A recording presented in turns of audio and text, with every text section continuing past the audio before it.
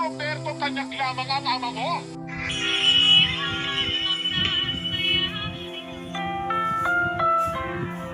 Ang programang ito ay rated SPG. Striktong patnubay ang gabay ng magulang ang Nalaman na ni Don Pepe ang totoo kung sino ang tunay na ama ni Zoe. Alamin natin ang mga kaganapan. Welcome back sa aking channel, Abot Kamay na Pangarap. Sa warehouse, nung tumawag si Zoe kay Doc Carlos, nasabi niyang kailangan niya ng tulong at natawag niya itong dad. Narinig ito ni Lynette, kaya bigla niya tinanong si Zoe na, "Anong sinasabi mo, Zoe?" Nagulat si Zoe nang marinig niya ang boses ni Lynette. Bigla naman dumating si Doc Carlos kaya tinanong niya si Lynette na kung bakit hawak nito ang cellphone niya. Sinabi ni Lynette na si Zoe tumawag, kailangan daw niya ng tulong. At tinawag kanyang dad. Bigla nag-alala si Carlos kaya kinuha niya ang cellphone niya kay Lynette at sinagot niya ang tawag. Tinanong niya si Zoe na bakit ano ang nangyari sa'yo. Sinabi ni Zoe na nabaril ako sa braso. Kailangan ko ng tulong mo. Puntahan mo ako dito ngayon. Isisend ko sa'yo ang address. Mamadali si Carlos. Binaba niya ang tawag at maya-maya sinabi niya kay Lynette na wrong number daw si Zoe. Akala daw niya ay ako si Robert ang natawagan niya at kailangan daw niya ngayon ng tulong. Bigla naman nag-alala si Lynette kaya sinabihan niya si Carlos na sige puntahan mo na siya, baka kailanganin niya na ng tulong ngayon. Pero Carlos, mag-iingat ka at tawagan mo ako kapag nagkita na kayo ni Zoe. Napaoo naman si Carlos at nagmadaling umalis para puntahan si Zoe. Sa sobrang pag-aalala niya kay Zoe, naiwan si Lynette na nag-iisip. Malaking palaisipan sa kanya kung ano ang nangyayari kay Zoe at kung bakit neto tinawag na dad si Carlos. Kahit sinabi ni Carlos sa kanya na wrong dial lang daw ito. Samantala sa Apex Hospital, nagpaiwan si Annalyn para bantayan si Giselle. Habang nasa kwarto si Giselle at Annalyn, nagkwento si Giselle kay Annalyn tungkol sa anak niya na kung buhay pa daw sana ngayon ang anak niya ay sana ay nakakasama niya ngayon at hindi siya nag-iisa sa hospital. Umiiyak si Giselle. Tahimik lang na nakikinig si Annalyn at maya-maya nagtanong siya kay Giselle. Sinabihan niya si Giselle na wag sana neto masamain ang itatanong niya na kung ano daw ang nangyari doon sa tatay ng anak neto at asaan na daw ito ngayon. Nagulat si Giselle sa tanong ni Annalyn. Hindi niya alam kung ano ang isasagot niya dahil siya mismo ay hindi niya alam kung asaan na ito ngayon. Kinalimutan niya na ito. Tumahimik saglit si Giselle. Maya-maya nagsalita si Annalyn na, "Pasensya na Tita Giselle. Kung ayaw niyo po sagutin, okay lang po. Huwag niyo na pong sagutin. Alam ko naman po na privacy niyo na po yun." Ngumiti si Annalyn. Samantala sa warehouse nakarating na si Doc Carlos. Sinalubong siya nila Dax at Balahadja. May dala silang baril. Sabi ni Balahadja, "Magandang gabi, Doc. Buti naman at nakarating ka dito." Nagulat si Doc Carlos. Bigla siya nagtanong kay Balahadja kung asaan daw si Zoe dahil kailangan niya na itong magamot. Maya-maya pinapasok ni Balahadja sa loob si Doc Carlos. Ito ay sa kabilang kwarto para hindi makita ni Doc Carlos si Don Pepe.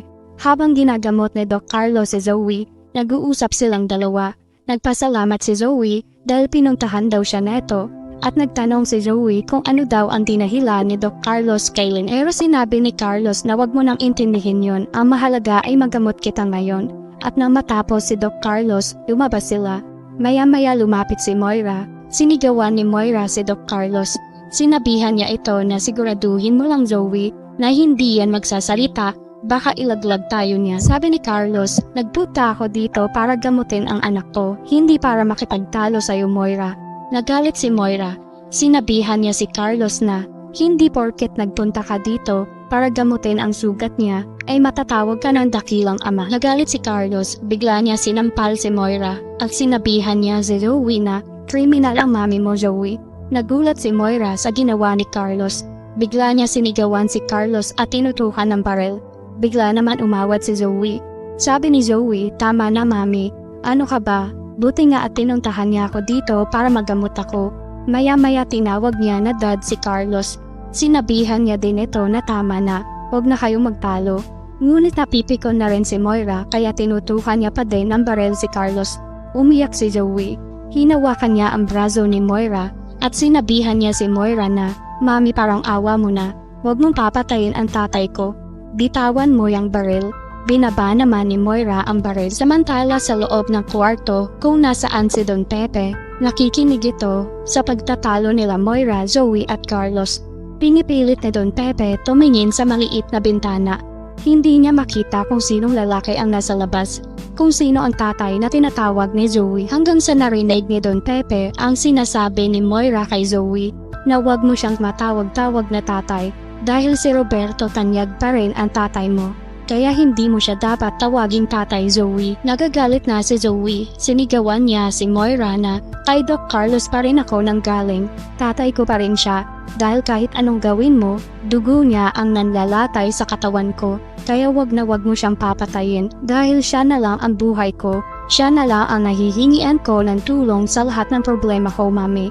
Sobrang pagod na ako. Hindi ko na alam ang gagawin ko. Kung ikaw kaya mo mawala ang lahat, pues ako hindi ko kayang mawala ang mga importanteng tao sa buhay ko.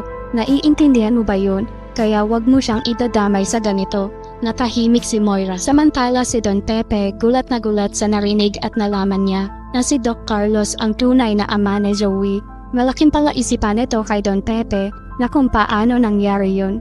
Iniisip ni Don Pepe na kaya pala minadali ni Doc Carlos ang pagpapakasal kay Lynette dahil sa sekreto nila. Nanggigigil si Don Pepe sa galit. Sabi ni Don Pepe, sobrang sama nila. Pinaglaruan nila si Ubeng. Niloko nila ang anak daw. Iisip si Don Pepe kung paano siya makakatakas. Kailangan sa lalong madaling panahon makatakas siya para masabi niya lahat kay Robert ang totoo bago siya mawala sa mundong ibabaw. Madami-dami pa tayo aabangan, kaya huwag kalimutan mag-subscribe sa aking channel.